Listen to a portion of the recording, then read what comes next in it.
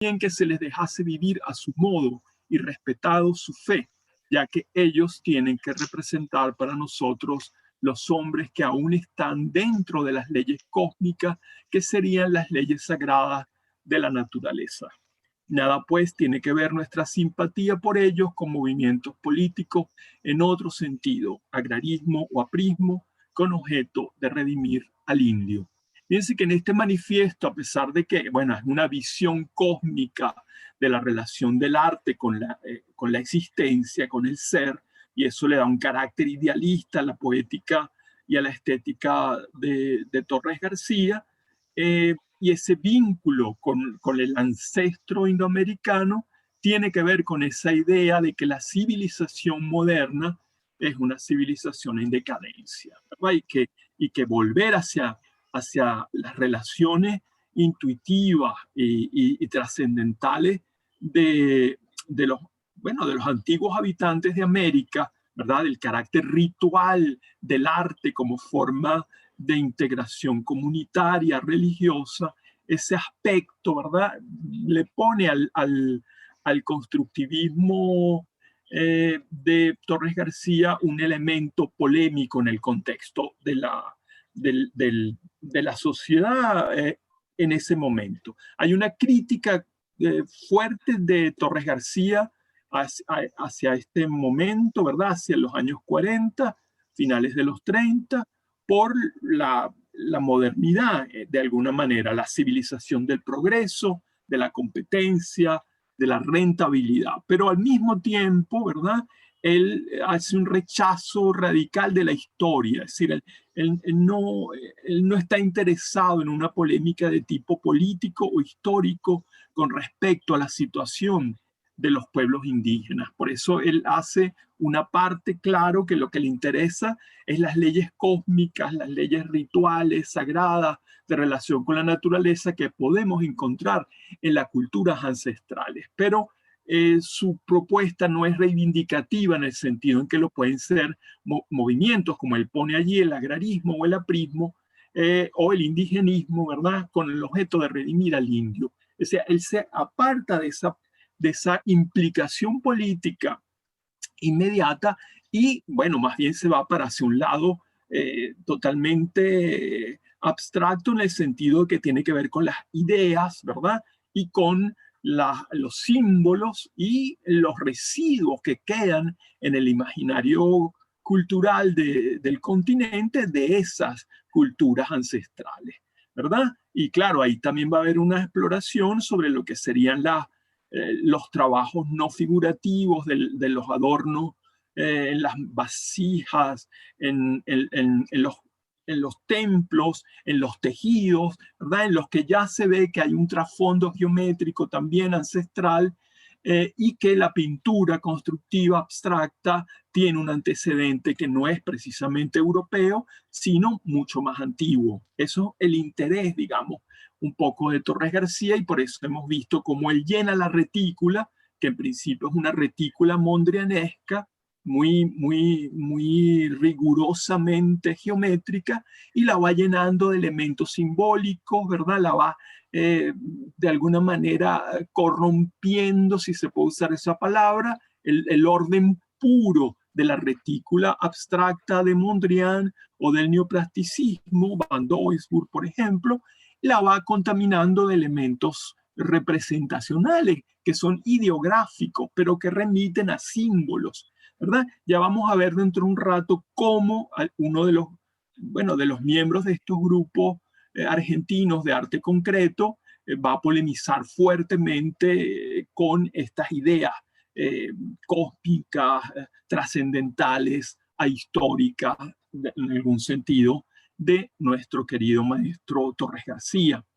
Pero fíjense que también aquí, a pesar de la distancia con la implicación política, aquí hay una consideración política del arte en el caso de Torres García, porque desde el comienzo, al regreso de Europa, él intenta reivindicar una peculiaridad americana del arte moderno, ¿verdad? Y eso es una parte importante que ustedes ya han tenido ocasión, me imagino, o lo harán cuando repasen todo lo que hemos visto, como una de las líneas de continuidad que enlazan la experiencia de la primera recepción de la vanguardia a principios de siglo, lleva siempre como marca de identidad esa aspiración por construir una vanguardia de carácter americano, ¿verdad? Que se desvincule de la sombra de la influencia europea, se asimile, se conserve, se transforme según las necesidades culturales de nuestra propia cultura, de nuestra propia sociedad. Bueno, aquí vamos a ver que lo político inmediatamente va a tener en los años 40, en los dos movimientos que vamos a ver, que están muy ligados entre sí, el elemento político va a ser más explícito y hay una conciencia histórica muy clara, tan clara y tan, digamos, orientada ideológicamente, que vamos a encontrar muchas veces en los manifiestos que vamos a leer hoy, que vamos a revisar hoy, vamos a encontrar la palabra materialismo histórico, la palabra dialéctico, la palabra lucha de clase. Es decir, el discurso marxista va a penetrar la reflexión de los pintores abstractos. Eso es una cosa muy interesante de ese periodo, es decir, cómo la alianza entre el materialismo dialéctico, ¿verdad? Una forma de entender la realidad desde las ideas del marxismo, y la estética, que no es una estética realista, que no es una estética de crítica social inmediata, sino una estética de la abstracción. Es decir, es una aparente contradicción que enriquece también las propuestas de este periodo de los años 40, finales de los 30, 40, ¿verdad? Y bueno, aquí teníamos las imágenes, esa integración de lo indoamericano dentro de la retícula, con elementos no solamente simbólicos, ideográficos, también con palabras. Es decir, si ya el elemento ideográfico enturbia la pureza de la retícula mondrianesca, ya las palabras inti, que tiene que ver con la cultura incaica, o la propia palabra Indoamérica, ya introduce en el cuadro un elemento también como de propaganda, de reivindicación ideológica de una cierta postura. Entonces, aquí ya vemos que el constructivismo del sur de nuestro querido Torres García, pues bueno, tiene ese sesgo particular que lo distancia del constructivismo puro del neoplasticismo, digamos. Y bueno, aquí está reproduciendo un poco también las formas de las construcciones incas, de las disposiciones de los muros. Y claro, se le va a acusar de que tiene un cierto elemento figurativo porque utiliza la sombra, trata de crear profundidad ilusoria en el espacio, en el plano del cuadro. Y vamos a ver que una de las cosas que defienden sus herederos en Buenos Aires es precisamente el carácter plano de la obra, que no apuesta por representar o mostrar ilusiones de espacialidad dentro del plano, ¿verdad? Aquí todavía tenemos un principio mimético leve, pero está allí presente todavía como la idea de dar la sensación de cilindros o de piedras, ¿verdad? Amalgamadas en una relación en la que ese elemento de la luz, la sombra, provoca sensaciones de espacialidad que son ilusorias, en el sentido que lo podríamos concebir desde la experiencia de la mímesis como construcción ideal o ilusoria de una verosimilitud de espacialidad profunda, ¿verdad? Bueno, ya hemos visto cómo él ha creado ¿cómo se dice? Una escuela que ha generado no solamente un ámbito de comunicación pedagógica, digamos, o didáctica, sino seguidores, pintores, y se ha creado también una revista del taller de Torres García que ha tenido un largo desarrollo, ¿verdad? Donde se han mostrado artículos del propio maestro, de sus discípulos, y bueno, digamos que también las reproducciones de los trabajos de los participantes. Y bueno, la escuela llamada Escuela del Sur, empezando por los propios hijos de Torres García, va de alguna manera a continuar el tipo de estructura en el que la retícula está, como siempre, dialogando con elementos de la ritualidad indígena o de la ritualidad cristiana, ¿verdad? Vimos la clase pasada, como los herederos Goitiño, Javier Goitiño, Fonseca, dialogan con esa, bueno, y desarrollan en su propia línea de trabajo las esculturas de Fonseca, que de alguna manera recuerdan también las retículas de Goitiño, que siguen muy de cerca lo del maestro Torres García, y aquí, bueno, ya la escultura también recuperando de alguna manera resonancias que tienen que ver con las construcciones incas, ¿verdad? Y bueno, así entramos en la clase de hoy. La revolución artística en marcha continúa, ¿verdad? En el tiempo, el arte concreto en Argentina. Buenos Aires, 1944-1948. El legado de Torres García. En un texto importante del año 45, Carmelo Ardenquín, que es uno de los representantes principales del arte concreto en Buenos Aires, de la primera etapa, él dice, en un texto que vamos a citar más adelante también, reconocemos y saludamos a nuestros antecesores, a los cuales agradecemos el ejemplo y la enseñanza. Es en esa ética de gratitud que trabajamos. Este elemento de reconocimiento de los antepasados forma parte, digamos, importante como síntoma del modo como se han tejido los lazos de continuidad entre los diferentes movimientos de vanguardia en América Latina desde el estridentismo en adelante, ¿verdad? Y ese reconocimiento del ancestro, en este caso directamente de Torres García, es un elemento importante que a veces no vemos en la vanguardia europea. Fíjense, el nihilismo radical del dadaísmo con respecto al pasado, la destrucción absoluta del pasado, o algunas propuestas desafiantes del cubofuturismo ruso frente a los museos y el arte tradicional, la destrucción de la pintura clásica, etcétera, etcétera. Aquí tenemos ese elemento de reconocimiento del antepasado y su integración a los procesos de renovación, ¿no? Entonces, en principio, un saludo al maestro y además una palabra fundamental para la experiencia del arte concreto en Argentina es precisamente la palabra invención, y hay un texto de Torres García del año 36 de la invención en la pintura, en la que él pone énfasis precisamente en el aspecto inventivo de la pintura, que la pintura no es reproducción de algo anterior a ella, sino que la pintura es eso, creación a partir de sus propias dinámicas internas, inmanentes, para decirlo de alguna manera, ¿verdad?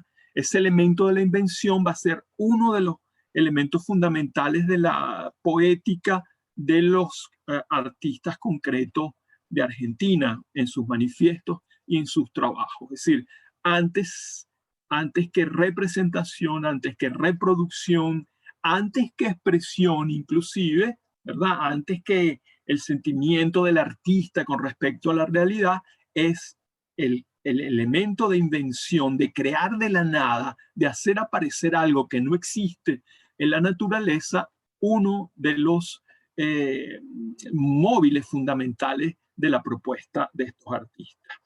Y Tomás Maldonado, que es uno de los abanderados de esta postura y que escribe un texto que vamos a tener ocasión de ver con un poquito más de detalle, Torres García contra el arte moderno. Aquí ya Tomás Maldonado se vuelve contra el maestro, ya no es lo que dice Ardenquín, reconocemos la herencia, respetamos lo que nos han dado. Aquí ya Tomás Maldonado se revela contra Torres García, pero de todas maneras está diciendo en el año 46, la batalla del arte auténticamente moderno es, a no dudarlo, la batalla por la invención. Por eso ellos van a tomar, por ejemplo, a un poeta como Vicente Huidobro, que también en poesía había postulado la idea del creacionismo, ¿verdad? La poesía no habla o no se refiere a objetos externos a ella, crea los objetos a través de las palabras, ¿no? Y Torres García, en su primer manifiesto escrito en Montevideo, él dice, un poco enlazando con la historia de la que él viene, de su trayectoria europea, que lo que le atormentaba no era precisamente los problemas que se habían presentado los poscubistas, y en eso va a meter seguramente también al neoplasticismo y a todas las corrientes abstracto-geométricas que se desarrollan a partir del cubismo, de cierta zona del cubismo, sino que él tiene una aspiración de hacer del arte geométrico un arte que se basa en dimensiones universales, no históricas, no de dialéctica, como lo vamos a ver inmediatamente, entre los diferentes momentos de la historia. Eso es algo universal, algo que parece que no tiene señales históricas ni circunstanciales, a pesar de que él va a hacer ese énfasis en lo geográfico, que, bueno, es como él dice, él va a buscar las esencias de lo constructivo como la forma en que el hombre ocupa el espacio desde el hombre primitivo en adelante, ¿no? Él lo que va a buscar es esa esencialidad, ¿no? En cosas como la proporción, la forma, las relaciones entre los elementos, ¿verdad? Y para liberarse, y aquí digamos que los muchachos de Argentina lo van a seguir, para liberarse, dice, de la pintura caramelada, sentimental, burguesa, y añade, y dar algo sano en que el espíritu pueda complacerse y reponerse de la lucha un momento. Este elemento es conciliador, este final, ¿verdad? Dar algo sano en que el espíritu pueda complacerse, algo sano. Es decir, aquí la vanguardia está muy, ¿cómo lo diríamos? Aminorada en su potencia disruptiva. Aquí ya, bueno, de hecho, ya Torres García no puede ser considerado un vanguardista con esta teoría general de un arte constructivo de base universal, esencialista, trascendental, en la que la historia concreta ya pasa a segundo plano, y aunque él se quiera liberar de una pintura mimética, sentimental o burguesa, al mismo tiempo quiere o aspira a una especie de consenso universal no conflictivo entre las propuestas de ese arte constructivo simbólico que tiene resonancias ancestrales y, bueno, darle como al espíritu complacencia, tranquilidad, reponerse de la lucha. Fíjense que él evita la conflictividad histórica, la polémica ideológica.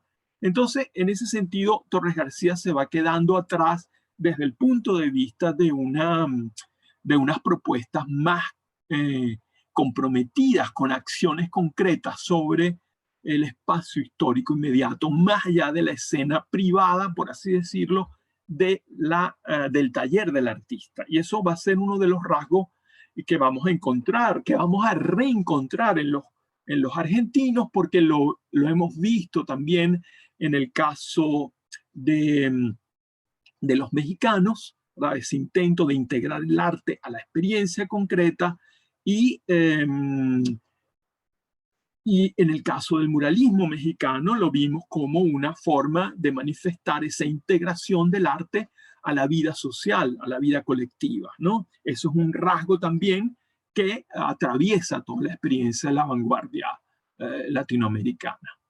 Y bueno, comenzamos entonces con Revista Arturo, que es la primera manifestación de esta respuesta de los argentinos de Buenos Aires al legado de Torres García, La revista aparece en Buenos Aires el año 44.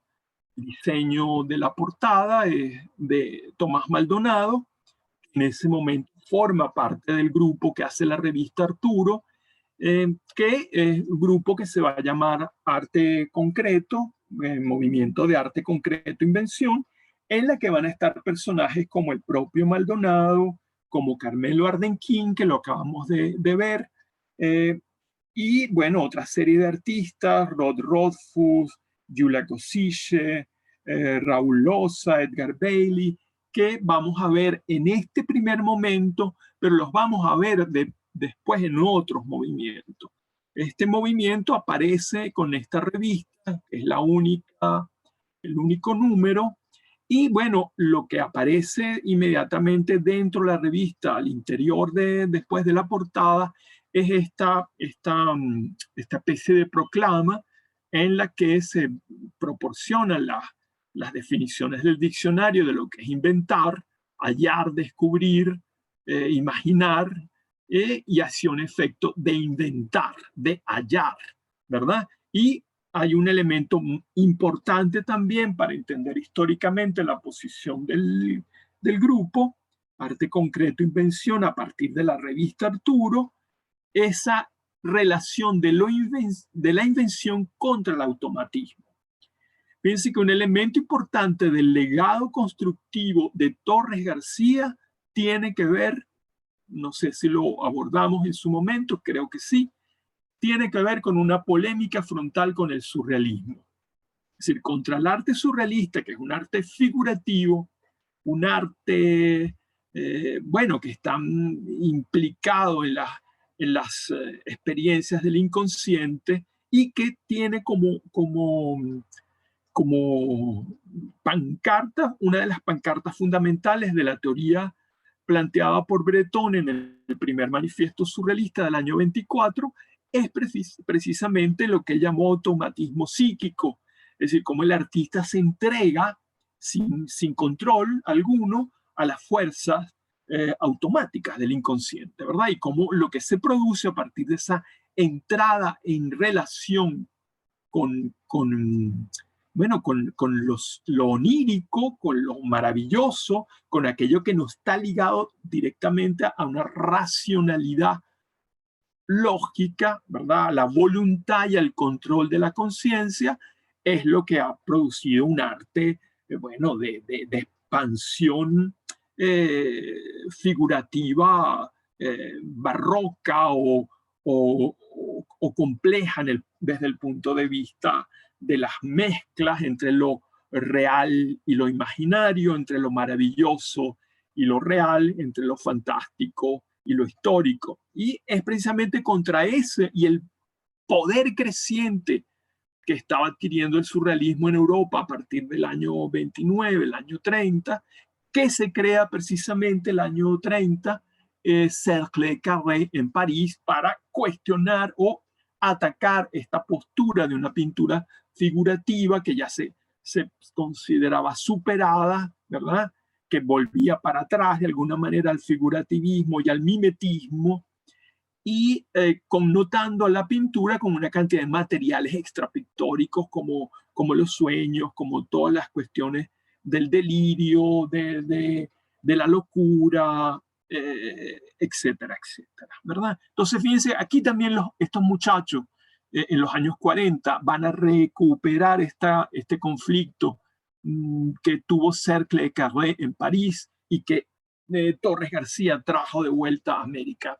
Y bueno, esta lucha contra una pintura de representación que implica ya no solamente el automatismo surrealista, sino toda forma de pintura figurativa, incluso la realista crítica, ¿verdad? Porque hay ya un realismo crítico de la pintura que tiene temáticas del mundo de la explotación, del trabajador en las grandes ciudades latinoamericanas, particularmente en Buenos Aires. Hay toda una pintura de carácter histórico, crítico, figurativo, ¿verdad? Frente a eso también se está imponiendo la propuesta de los muchachos reunidos alrededor de la revista Arturo.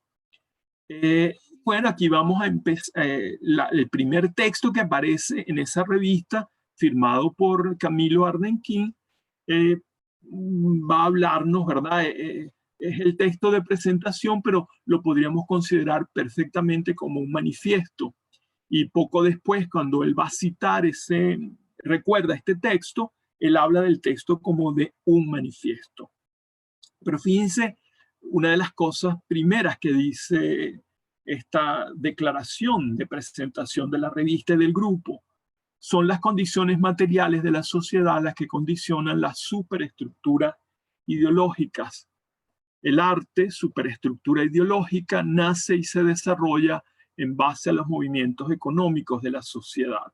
Para la exacta interpretación del arte en su función histórica, debe establecerse este orden dialéctico. Bueno, aquí estamos de plano, de lleno, sin cortapisas y sin subterfugio, directamente en un discurso casi que mecánicamente materialista histórico, ¿verdad? Aquí no se está poniendo en discusión la célebre teoría materialista de la estructura económica de la sociedad y de la superestructura cultural o ideológica de la sociedad, y ellos están aceptando que el arte sí forma parte de la superestructura. Y claro, utilizando la idea fundamental también para el materialismo de la dialéctica, la relación conflictiva entre superestructura y estructura, y entre las diferentes fuerzas históricas que se están jugando en un determinado contexto social e histórico. Entonces, de frente, si Carmelo Ardenquín es una de las voces más fuertes del grupo, el grupo está orientando sus búsquedas hacia una explicación marxista o materialista histórica del arte concreto, del arte abstracto. Nadie pensó, dice más adelante, en subordinar el fenómeno del arte moderno y sus abstracciones al proceso de liquidación económica y social del orden capitalista y a la creación de una nueva sociedad bajo formas socialistas de producción. Nosotros estamos viviendo, en economía como en arte y demás ideologías, un periodo de tesis, periodo de recomienzo, periodo primitivo, pero bajo normas y estructuras científicas, en oposición al primitivismo material instintivo de la formación de la historia. El arte dialécticamente como una precisión de correspondencia histórica que asombra, entró en un recomienzo total.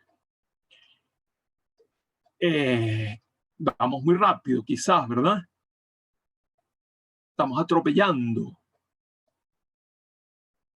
Señoras, ¿me oyen? Vamos bien, creo yo. Ok. Sí, profesor, sí lo oímos. Oh, no, yo sé que me oyen, pero no sé si toda esta cosa la están asimilando. Pero fíjense que ustedes deben estar ya un poquito con un poco crispadas por este tipo de discurso, ¿verdad? Bueno, ideología, orden capitalista, liquidación económica del capitalismo, formas socialistas de producción. Bueno, esto forma parte de la ideología del materialismo histórico que está además de moda en ese momento. Fíjense que después de esto es un poquito antes de la Segunda Guerra Mundial, pero ya la revolución bolchevique, que se había firmado en los años 20, que se había consolidado y con la figura de Lenin en principio y luego con la de Stalin, bueno, ya tenía un cierto peso en el imaginario de la sociedad mundial, ¿verdad? Digamos, aquellos que pensaban en una reconfiguración del orden mundial desde el punto de vista social, desde el punto de vista económico, veían en la Unión Soviética una posibilidad, un modelo de organización distinta a la de la organización capitalista burguesa. Y eso es un elemento que va a aparecer no solamente en estos movimientos argentinos de los años 40, sino también en otros movimientos como los movimientos posteriores a la Revolución Cubana, como es el caso muy particular en nuestro país de El techo de la ballena, ¿verdad? O el último movimiento que vamos a abordar, que ahora no sé, como nos quedan 4 clases, no sé dónde es que lo vamos a meter, que era Tucumán Arde, pero ya haré una recomposición del mapa.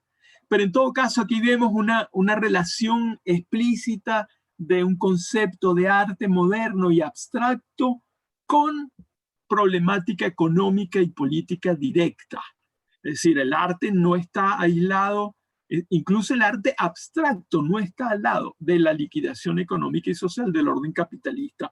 Para ellos, que se consideraban revolucionarios, el arte abstracto es una forma de revolución porque cambia el modo de ver la realidad, el modo de concebir la relación del hombre con lo real, del hombre con la naturaleza y de potenciar sus capacidades de transformación de la naturaleza a partir de la invención, de la creación de cosas completamente distintas a las que la naturaleza puede ofrecer.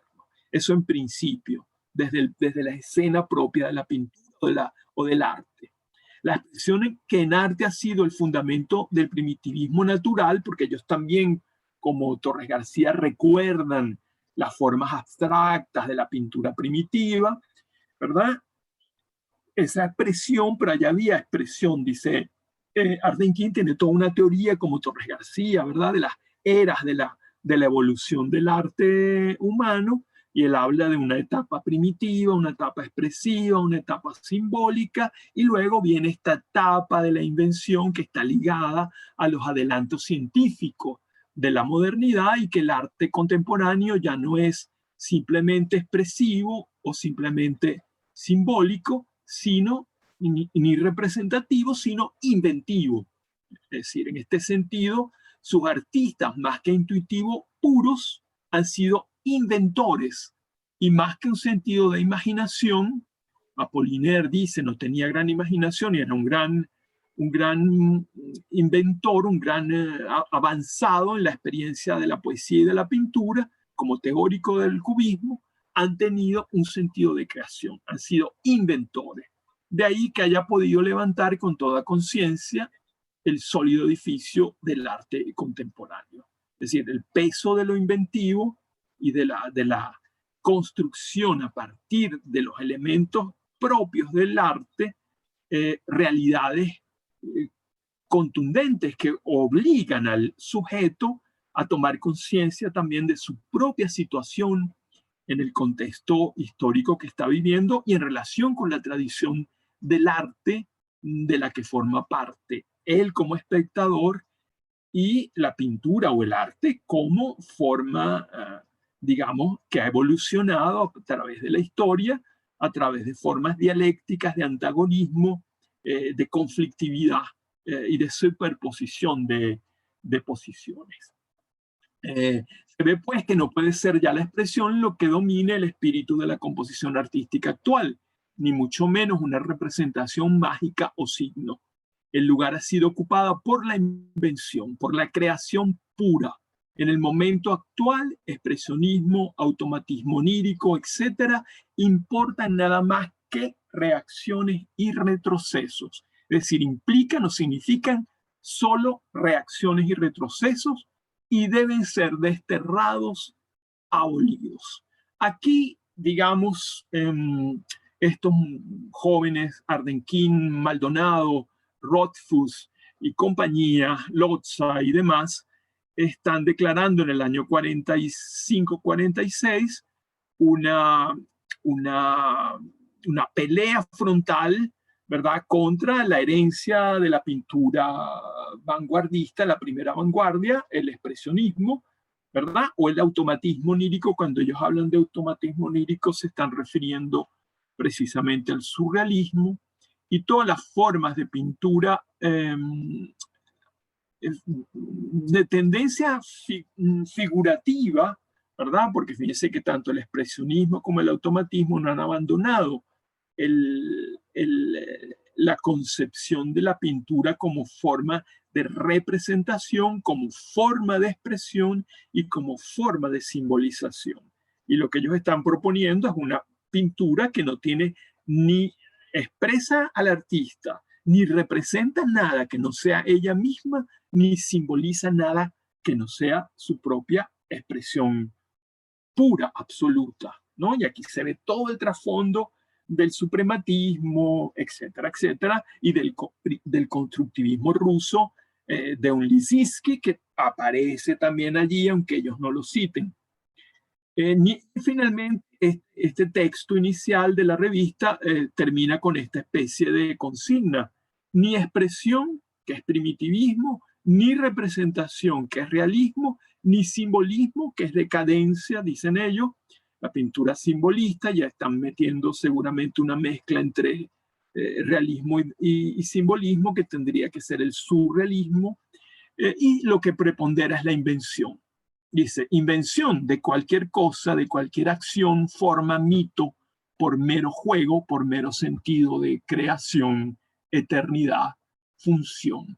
De cualquier cosa. Fíjense que aquí ya hay un principio importante también de deconstrucción del legado del arte, de las artes plásticas, en el sentido de las artes visuales, en el sentido de las bellas artes, ¿verdad?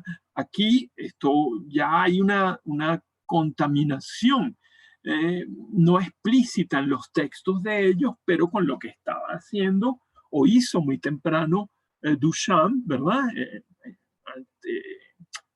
Durante la Primera Guerra, antes y durante la Primera Guerra Mundial y posteriormente, con toda su revolución del Riedemey, en el que ya el arte, el objeto de arte no está vinculado solamente a las disciplinas clásicas de la pintura, la escultura, etcétera, etcétera, sino que ya cualquier objeto, fíjense, puede ser arte. Cualquier acción puede hacer arte. Y aquí ya nos estamos metiendo también en lo que va a ser una línea de acción, de realización y de propuestas de la vanguardia de los años 60, precisamente con lo que podríamos llamar arte conceptual, ¿verdad? También el arte, una acción es arte, aunque no produzca objetos, y cualquier objeto puede convertirse en arte, como lo mostró Duchamp. Entonces ellos están ya, aunque no llegan realmente ellos a ser tan radicales, ya lo huelen en el ambiente en los años 40, que el arte moderno va a ir por esos caminos, ¿verdad? Y claro, el elemento lúdico que va a seguir apareciendo, y lo fundamental es el carácter de creación y funcional del arte. Invención y función, dos elementos importantes para entender la compleja poética del grupo Arte Concreto Invención, que podríamos llamarla la rama central original, este primer cogollito que aparece, ¿cómo se llama?, integrado en la revista Arturo. Ellos se presentaron un problema fundamental para ellos como marca de identidad, como rasgo distintivo fuerte, que fue la problematización del marco, el marco del cuadro como forma de delimitación convencional del plano de la representación y el campo y el plano de la realidad, ¿no? Y por otros motivos también. O sea, de alguna manera el marco ortogonal con su carácter rectangular o cuadrado es un límite a la propia potencia inventiva de la pintura. La constriñe, digamos. Incluso cuando esa pintura es abstracta, dicen ellos, el marco delimita las fronteras entre lo que es el arte y lo que es la realidad exterior.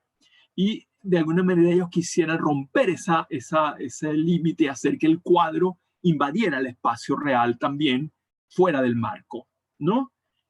Aquí hay en el trasfondo algunas ¿cómo diríamos? Algunos aromas de cierto Picasso, del Picasso que experimentó con el collage en principio, pero también con el montaje, ¿verdad? Aquellas piezas que que él fabricó con madera y cartón, que se salían ya del cuadro y se formaban como esculturas. En el trasfondo de esta discusión o esta polémica sobre el marco como límite de contención del cuadro es un elemento importante de la propuesta del grupo. Fíjense, aquí les pongo algo que lo pensé muy bien si ponerlo ahora porque puede dar lugar a confusiones, pero las confusiones también nos ayudan a aprender porque nos ayudan, nos obligan a aclarar, ¿verdad? Entonces, fíjense, este texto es como un cartel de propaganda para la tercera exposición de lo que se llama ya aquí en el año 46 Grupo Mahdi. Se ha dicho que se han tejido muchas historias a propósito de ese nombre, pero lo que parece más cercano a la realidad es que son las siglas para Movimiento de Arte de Invención. Pero este movimiento de arte de invención se construye a finales del año 46 como una deriva de el primer grupo que aparece en 1944 en la revista Arturo. Y con la disidencia en el año 46, al principio, de otro grupo de la revista que hace casa aparte. Y el grupo que se queda en Arturo retoma luego, en noviembre del 46, la misma propuesta, pero se identifican a sí mismos como Mahdi.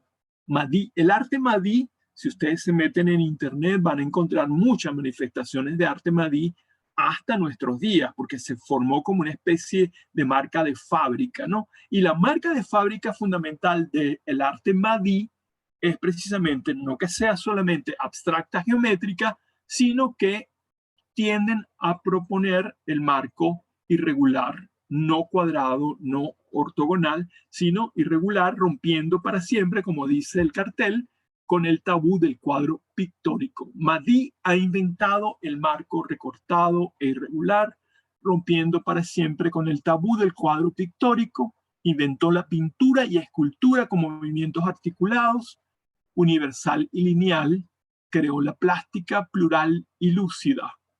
Es decir, fíjense la idea que ellos, siempre el movimiento trata de innovar, trata de proponer algo distinto a lo que se había hecho, están reaccionando contra la vieja tradición del cuadro, que es como una ventana por la cual vemos una escena, tiene que ver con lo teatral también, y frente a ese tabú vamos a ver qué tipo de propuesta tienen ellos con ese marco irregular, aunque no abandonan el marco en muchos casos. Es un poco contradictorio, solamente que el marco no es cuadrado, sino recortado.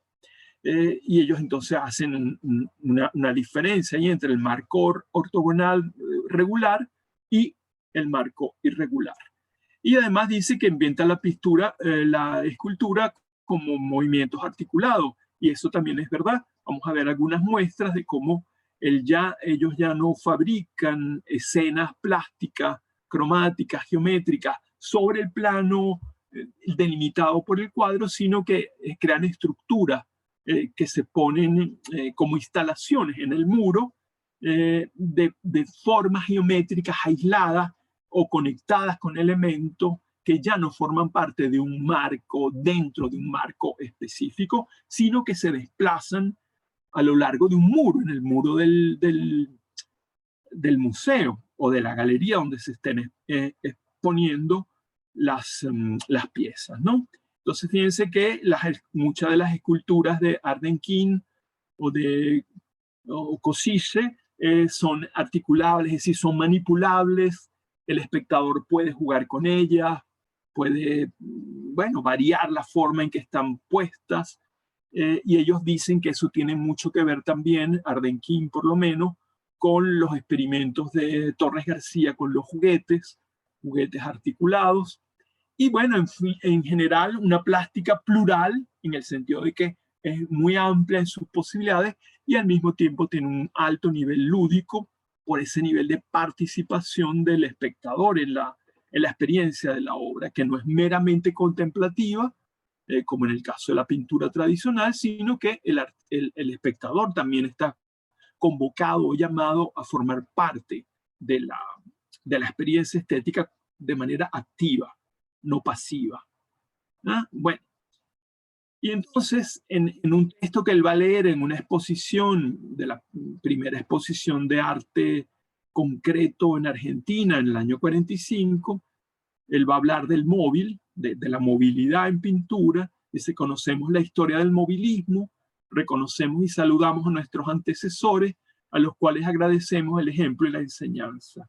Es en esa ética de gratitud que trabajamos. Esto lo habíamos puesto como epígrafe antes, al comienzo de la clase, la idea de que Carmelo Ardenkin reconoce su deuda con los maestros. En nuestro caso particular, al reconocer quiénes son sus influencias, citemos primero al futurismo, con su aporte del concepto de movimiento, de dinamismo en la pintura y también en la escultura, y luego artistas eminentes como Moholy-Nagy y Calder, entre otros. Nos sentimos continuadores, aunque ellos no supieron transmitirnos los datos fundamentales, como ser en pintura, el concepto de poligonalidad, y ello por falta de conciencia de esa idea. Es decir, que lo que ellos reciben, toda esta herencia de una idea dinámica de la pintura y de las artes visuales, ellos agregan un elemento que sus antecesores no exploraron, que es el proceso, el concepto mismo de poligonalidad, de la forma del cuadro. ¿Ah? Y para ellos es muy importante. Para nosotros el empleo de los polígonos regulares como dimensión donde se inscriba la composición es lo que nos separa, lo que hace nuestra originalidad. Al abandonar los 4 ángulos ortogonales clásicos, cuadrado y rectángulo, como base de la composición, nosotros ganamos en posibilidad de invención en todo sentido. Podemos crear un número infinito de formas planas y cada uno de nosotros tiene su forma en lo profundo de su psiquismo. Es mi convicción, dice Ardenkin. Él está diciendo esto en esa exposición que inaugura en la casa de un famoso psicoanalista argentino, Pichon Rivière, y bueno, aquí hace como un saludo a la bandera, al psicoanálisis, etcétera, etcétera, aunque me parece que no le interesa particularmente. Escultura, dice en esa misma alocución, los elementos, o sea, los volúmenes y los vacíos, se unen de modo diverso, se articulan formando una rica y lúdica variedad de posiciones plásticas. Todo ello en la geometría y en lo no figurativo, presentes en su propia naturaleza, sin resabios realistas. Son lúdicos, pues no importa quién puede elegir a su guisa la posición y dar la forma que desee. Y no hace falta expresar, ni representar, ni simbolizar. El objeto plástico debe ser puro. A ello nos lleva la dialéctica del arte, como lo he declarado en el manifiesto de Arturo. La presencia ya es en sí un evento. Fíjate aquí cómo están sintomáticamente puestas líneas o caminos de exploración del arte de los años 50, de los años 60 y de los años 70. ¿Eh? Es decir, antes había dicho, la acción también es arte, la presencia ya es en sí un evento. Hagamos móvil, dice al final del texto, como una especie de esas declaraciones típicas de los manifiestos, ¿verdad? Induciéndonos a tomar un partido por una cierta manera de entender el arte. Hagamos móvil la pintura, móvil la escultura, móvil la arquitectura, móvil el poema, dialéctico el pensamiento. Y bueno, aquí tenemos algunas muestras, por ejemplo, esta famosa escultura articulada de Košice, que es del año, a ver si lo encuentro rapidito aquí, es del año 44, es una escultura en madera, y bueno, ese tipo de escultura que él está llamando lúdica también, que se puede poner en diferentes posiciones, precisamente porque está articulada, no es una escultura estática, sino que tiene un dinamismo real en el sentido de que se puede manipular y que exige también el carácter participativo del espectador, pero como en la forma de un juego. Esto tiene como un carácter también infantil de mover las piezas para ver qué figura se forma, de qué lado se sostiene, cómo la ponemos de pie, etcétera, etcétera, ¿no? Ese sería un modelo, un ejemplo emblemático de lo que ellos están proponiendo. No la escultura estática, sino la escultura dinámica, en el sentido en que se puede transformar en el espacio, según cómo se la disponga. Y previendo la intervención también del espectador, manipula la pieza.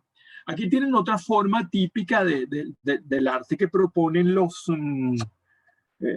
arte concreto, invención y lo que luego va a ser Madí, ¿verdad? Que es también movimiento de arte de invención. Le quitan lo concreto para distinguirse de los disidentes, ya lo vamos a ver. Y bueno, aquí tenemos una idea del cuadro, aquí de salirse del marco y de que elementos de la figura están fuera de un orden ortogonal y, digamos, conectados con elementos de enlace y tienen un carácter también, en cierta medida, escultórico, que son como elementos planos que se conectan en el plano de la pared o del espacio con estos elementos, como esas líneas de curvas o rectilíneas que unen los fragmentos geométricos organizados en una especie de composición armónica, sin duda alguna, ¿no? Pero aquí ya rompiendo entonces la idea de encerrar los elementos dentro de un marco. Esto es como si estuviese puesto en el plano del muro, esos elementos de alguna manera también flotan un poco porque están un poquito separados del plano, en un poquito de volumen y de alguna manera son también escultóricos, ¿verdad? O esto que ya es más típico del arte poligonal que llaman ellos, del marco recortado y que va a ser una carta de identidad del llamado arte Madí. Bueno, aquí tenemos ya la pintura de Raúl Lotza, por ejemplo, y la del propio Arden King. Estos son de Raúl Lotza, pero que bueno, aquí ¿qué es lo que ocurre aquí? El juego con el marco, la poligonalidad. No es rectangular, no es cuadrado, no es ovalado también, ¿verdad? Es con este juego poligonal. Y bueno, luego está el famoso ensayo de Rothfuss en la mismo número de la revista Arturo, El marco, un problema de plástica actual, un texto muy sencillo, también evocativo de lo que es la tradición de la pintura y del cuadro como forma de exposición de la pintura, de la visualidad. Y bueno, a través de esa historia, él va a decir al final del texto, mientras se solucionaba el problema de la creación plástica pura, la misma solución por un principio dialéctico inquebrantable creaba otro, que se siente menos en el neoplasticismo y en el constructivismo por su composición ortogonal que en el cubismo o en el no objetivismo.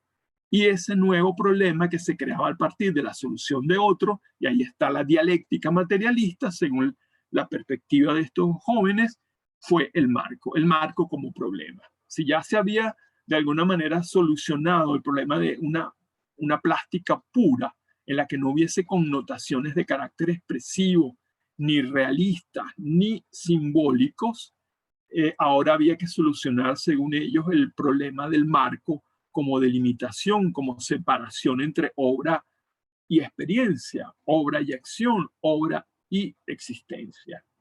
Y bueno, el propio Tomás Maldonado, que todavía está metido dentro del grupo, dice, era preciso no vacilar, aunque esto lo dice mucho después en una entrevista, en los años 90, era preciso no vacilar en cuestionar la validez del objeto cuadro como realidad independiente del entorno. Es decir, el cuadro no es independiente del entorno, sino fíjense lo que dice: dejar irrumpir el exterior en la interioridad de la obra, cancelar, en fin, la separación entre exterior e interior.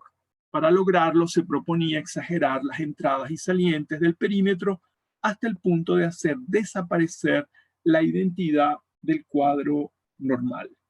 Díganme cómo estamos de tiempo.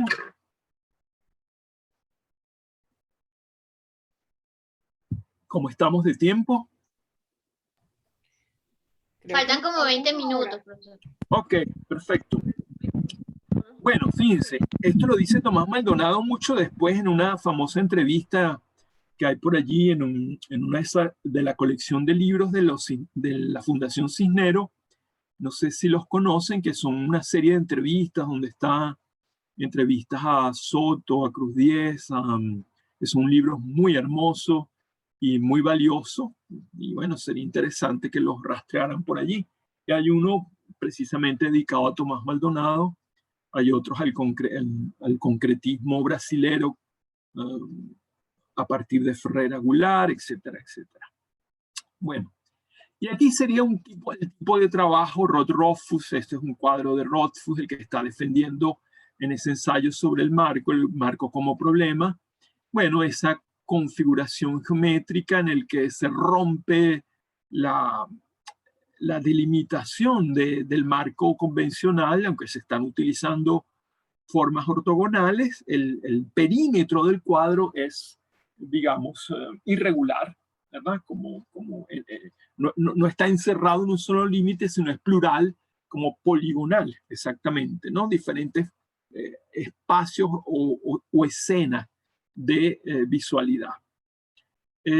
Bueno, respetando los imperativos de la pintura concreta, en el sentido como ellos la conciben, que es puro línea, ¿verdad? En el espacio, geometría y color puro.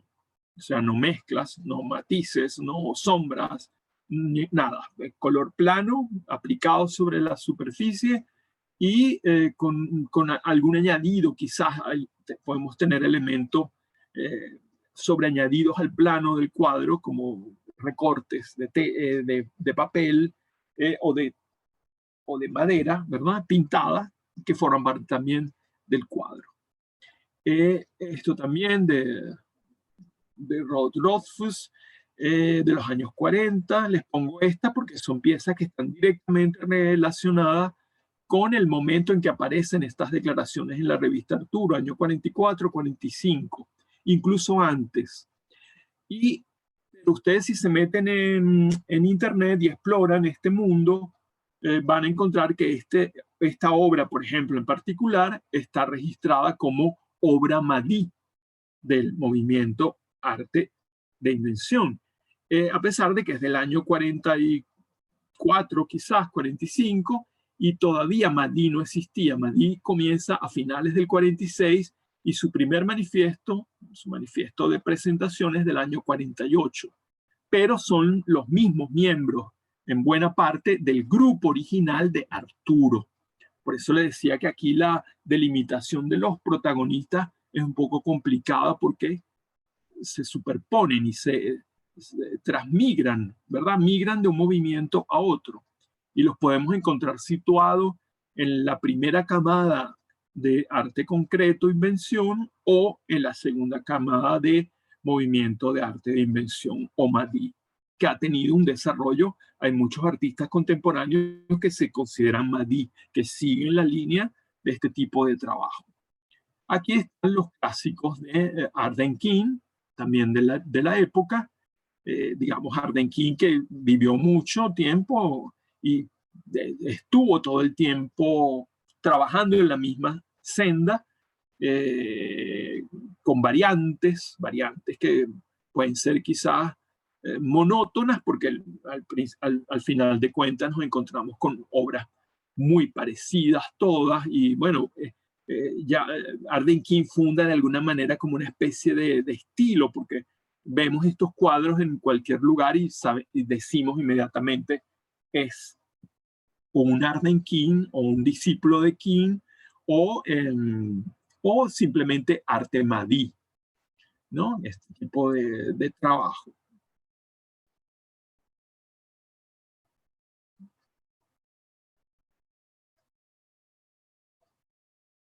Ahora, cuando Camilo Ardenquín lee aquella conferencia que llamó El Móvil en el año 45, en la primera exposición del grupo organizado alrededor de la revista Arturo, él ya anuncia allí que hay disidencias dentro del grupo, que hay problemas dentro del grupo y que anuncia de alguna manera una fractura. Y esa fractura va a venir precisamente en el año 46, cuando un grupo de miembros de la primera, del primer movimiento, digámoslo así, Arte Concreto Invención, forma la Asociación de Arte Concreto Invención y aparece con un manifiesto que llaman Manifiesto Invencionista. Detrás de esta disidencia está Tomás Maldonado, porque ellos, con este grupo, Maldonado, su esposa Lili Priti y otra serie de artistas, Lili Prati, perdón, y otra serie de artistas van allá a abandonar esa ¿cómo diríamos? Esa fijación de los primeros artistas de Arturo, Rothfuss, Ardenquín, con el polígono. Y van a volver al cuadro convencional, ¿verdad? De 4 ángulos regulares. Y bueno, van a dejar al lado esa marca de identidad que les parece un poco artificial o artificiosa, y van a volver a sus reflexiones del cuadro como abstracción pura en el espacio, en el plano. Y bueno, aquí en esta foto bastante mala, bueno, está el grupo disidente, ¿verdad? Que está por ahí, Tomás Maldonado, el que está en el centro del traje cruzado más alto de todos, es Tomás Maldonado, y atrás están obras de ellos que acabamos de verlas, son totalmente parecidas a las de Loza. El propio Loza está aquí también, pero ahora como disidente. Raúl Loza está en el extremo derecho. Y bueno, hay Ennio Iommi, una serie de artistas que primero trabajaron con el equipo de Arturo y ahora forman parte de esta rama desprendida que lleva como la voz cantante allí Maldonado, ¿no? Y bueno, aparece con un manifiesto. Decimos que arte concreto, invención, no es abstracto porque no busca reflejar ilusoriamente la naturaleza sobre una superficie, ¿verdad?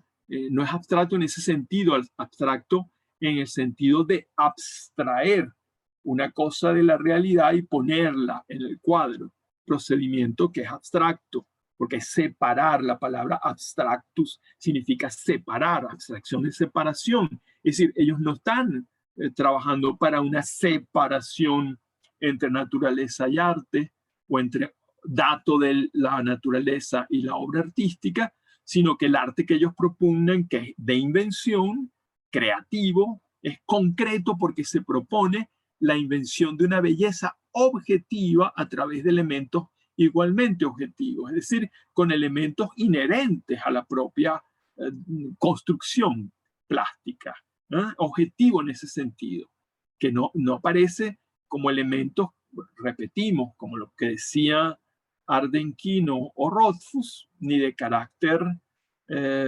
expresivo, ni de carácter realista o representativo, ni de carácter simbólico. Es lo que también proponía Mondrian, y ellos se van a alinear explícitamente con el legado de Mondrian y el neoplasticismo. Y entonces fundan una revista, Arte Concreto Invención Buenos Aires, y bueno, su manifiesto invencionista es la propuesta de esa arte objetivo puro, que es lo que más cerca podría estar del abstraccionismo geométrico que se va a desarrollar un poco después en Venezuela en los años 50, en artistas como Otero, por ejemplo, que es sintomático que Otero no vea nunca hacia el sur, ni Soto, que yo sepa, ni Otero, ni Soto, ni Cruz Diez, y espero no equivocarme, pero es una cosa que he sentido, no miran hacia el sur, no miran hacia esto que está pasando en su propio continente, sino que miran hacia Europa, miran a París como el lugar de la modernidad. Y la modernidad ya estaba aquí entre nosotros y activa en Brasil, en Argentina, ¿verdad? Es una cosa interesante de tomar en cuenta y de discutir en otro momento. En todo caso, ellos dicen aquí, ellos también están impregnados de una visión materialista, la obsesión por la ciencia, por la racionalidad de la forma. La estética científica reemplazará la milenaria estética especulativa e idealista. Es una estética científica. ¿Eso cómo será? Y reemplazará la milenaria estética especulativa, que es la estética tradicional, platónica, ¿verdad? Y bueno, esa nueva estética materialista, científica, objetiva, geométrica pura, de precisión ¿cómo se dice? De los instrumentos. Así que decía que Mondrian, creo que era que decía, o Van Doesburg, que cualquier forma que no podrías trazarse con un compás y una regla no era arte. Pues toda forma a mano alzada ya tiene un nivel de expresividad, de subjetividad, etcétera, etcétera. Y lo que él quería era un arte absolutamente puro en ese sentido. Las consideraciones en torno a la naturaleza de lo bello obviamente ya no tienen razón de ser. La metafísica de lo bello ha muerto de inanición, se impone una física de la belleza. La belleza son correlaciones materiales de cuerpos en el espacio, materia y color, ritmo, valor. La batalla liberada por el arte llamado abstracto es en el fondo la batalla por la invención concreta. El arte representativo tiende a amortiguar la energía cognitiva del hombre, a distraerlo de su propia fuerza. La materia prima del arte representativo ha sido siempre la ilusión, ilusión de espacio, ilusión de expresión, ilusión de realidad, ilusión de movimiento, formidable espejismo del cual el hombre siempre ha regresado defraudado, debilitado. En cambio, el arte concreto exalta la vida porque la practica. El arte de acción genera voluntad de acción. Y fíjense cómo estos hombres absolutistas de lo abstracto, ¿verdad? De esa aparente estética científica, también están movidos por una crítica social. Para ellos, el arte concreto, este arte de invención, era una forma de abrir en el campo social una manera nueva de participación, de que el arte no sea una experiencia de contemplación pasiva, sino de participación activa. Por eso la importancia de la vida, porque el arte no se separa como arte de abstracción, sino como arte concreto se involucra en la vida, aunque no a partir de una crítica figurativa o realista del mundo, sino de una resemantización, llamémoslo así, geométrica pura, en donde lo que priva es el cálculo, ¿verdad? Y la matemática, si se quieren, de la matemática visual de la geometría, pero sin separarse para nada de lo que ellos consideran práctica, la vida real, porque están pensando que ese arte de acción que involucra o que exige participación del espectador generará en los espectadores voluntad de acción. Hay, por supuesto, aquí un contenido idealista también, utópico, que aparece siempre en los movimientos de vanguardia. El poder que debería tener el arte para incidir sobre el orden de la vida y transformarla. Y cuando ellos se autodeclaran revolucionarios, lo hacen en ese sentido no solamente estético, sino ético y político. Y en ese sentido son vanguardia, porque esos son otro de los elementos de la experiencia de la vanguardia. Esa idea, ¿verdad?, utópica de que el arte incide en la realidad de manera directa, de que el arte no es separación de lo real, sino implicación crítica en lo real. ¿Ah?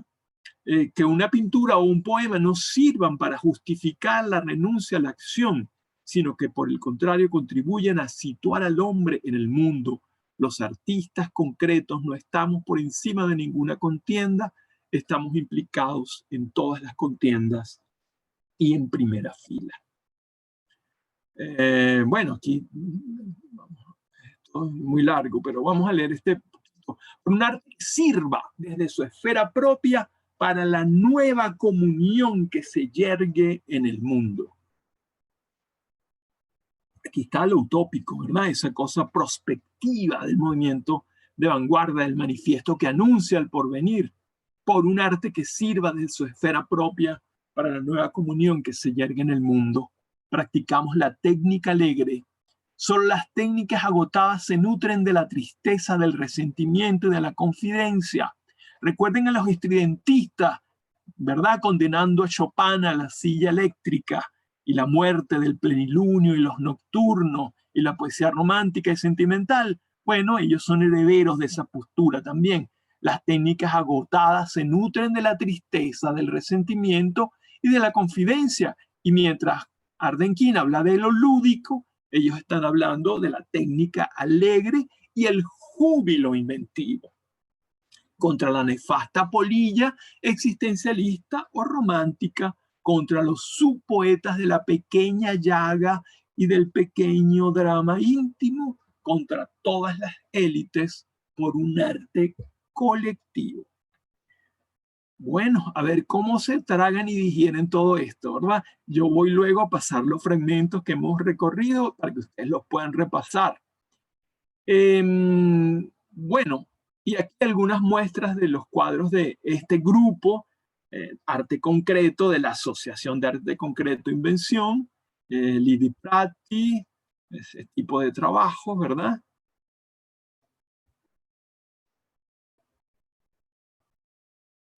Este es de Alberto Molenberg.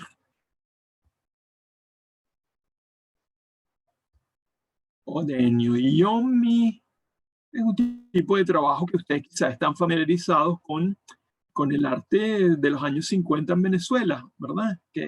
Y claro, toda la tradición del constructivismo ruso y del suprematismo y obviamente del neoplasticismo. Aquí están esas corrientes clarísimas.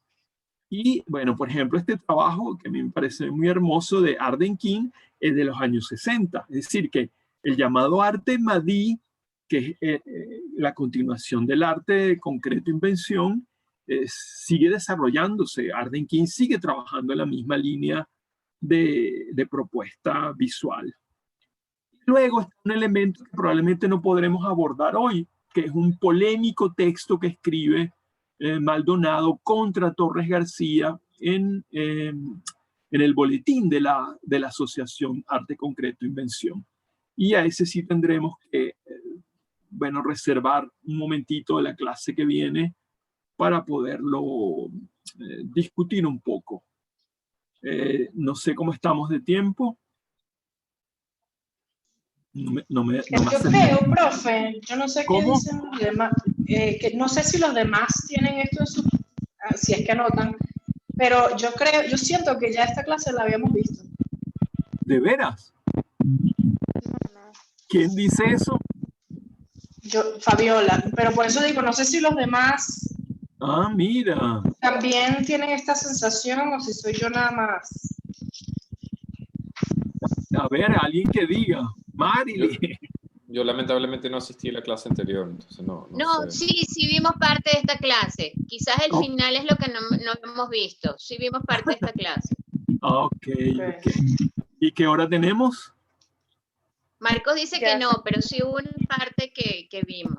Sí, vimos Yo la parte tengo aquí al principio, la primera parte, que fue como una recapitulación, el constructivista lo vimos un poco, pero ya después, como la segunda parte de la clase, la segunda mitad no habíamos. Exacto. Okay. Vale. Bueno, así vamos, montando una clase sobre otra. Díganme la precisión de la hora, por favor, para ver si queda un chance. 3 ya- en punto. ¿Cómo? Son las perdón, aquí yo estoy son las 4 en Venezuela. Y esa es la hora de cierre, ¿no? Sí, esta es la hora del cierre. Ok, se va la audición, que les vaya bien. Al- algunos entenderán el chiste, otros, los más jóvenes, no. Estoy seguro que Algunos se nos Marco... caerá la cédula, profesor. Exacto, a nosotros se nos cae la cédula. Estoy seguro que a lo mejor Alberto o Marco ni idea de lo que estamos diciendo, ¿verdad? En todo caso, queridos amigos, yo prometo que paso esto antes de la clase que viene para que ustedes hayan leído la polémica de Maldonado con Torres García, de modo que no tengamos que recorrer todo el texto en la clase, sino solamente comentarlo.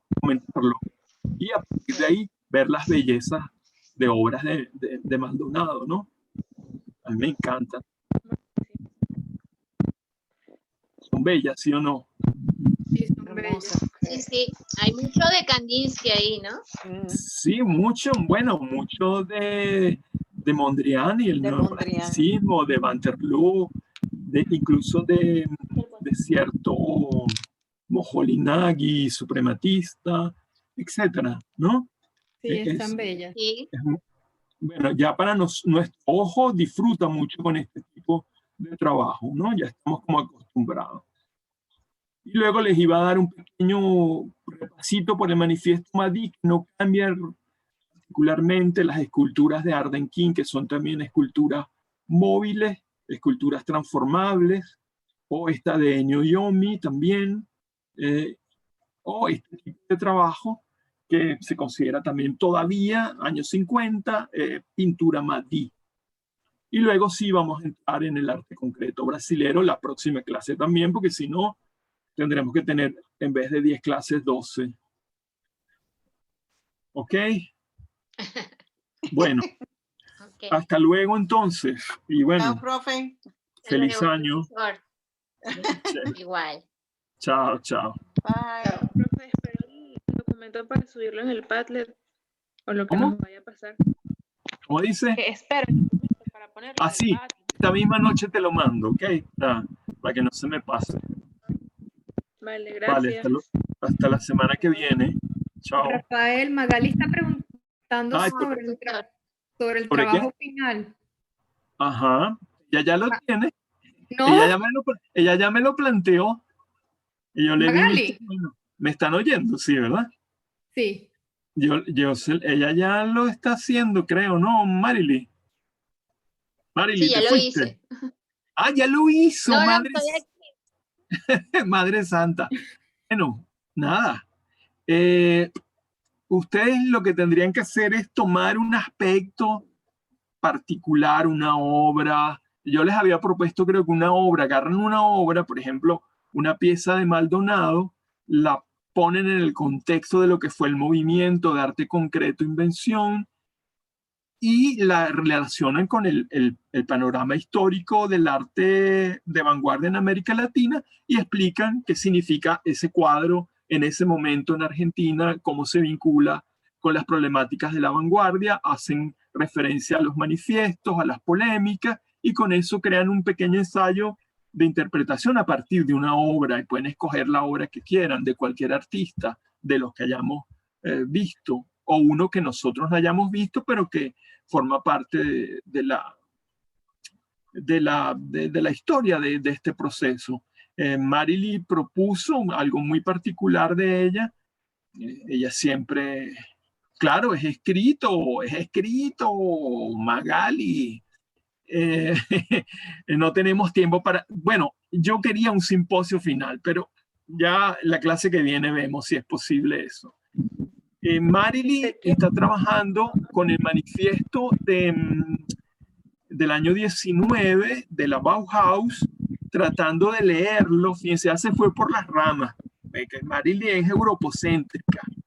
En vez de meterse a fondo en el agua turbia de América Latina, se fue por la tangente a trabajar Bauhaus, que es lo que le gusta porque es europocéntrica, y eso la deberíamos raspar por hacer eso. No, pero Pero la influencia de la Bauhaus en América Latina, profe, Ok, que perfecto. fue tremenda, que fue tremenda.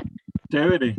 Bueno, por eso que me gusta el simposio, porque eso, por ejemplo, que es tan particular, que no lo he abordado yo, bueno, en un simposio ella lee sus 2 cuartillas sobre ese tema y todo el mundo lo aprovecha, ¿no? De todas maneras, yo voy a seguir insistiendo en la posibilidad del simposio final.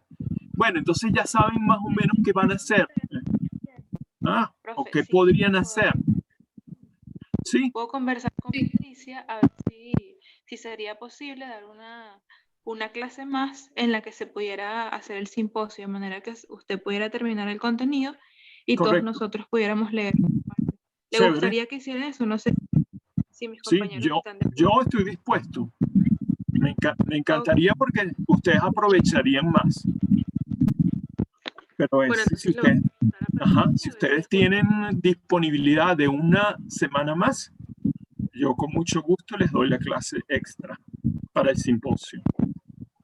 ¿Ok? Por mi parte puedo. Ok. Sí, Luego sí. lo podemos detallar porque si no tienen más clases, si ustedes terminan con Constanza en tiempo y no tienen clase extra, esa clase extra que yo les voy a dar nos podemos tomar un poquito más de tiempo. Y entonces podemos hacer el simposio que cada uno lea su ponencia. ¿Sí? Magali, ¿te parece Sí. buena idea? ¿Ah? Y si ella me da el visto bueno, yo les comento. Que le voy a comentar a Patricia y si ella me da el visto bueno, yo les aviso. Ok, perfecto. Ok. Vale. Vayan a estudiar. Bueno, Bueno. no, ahorita tienen que descansar para su próxima clase. Vale. Chao, hasta luego. Chao, profesor.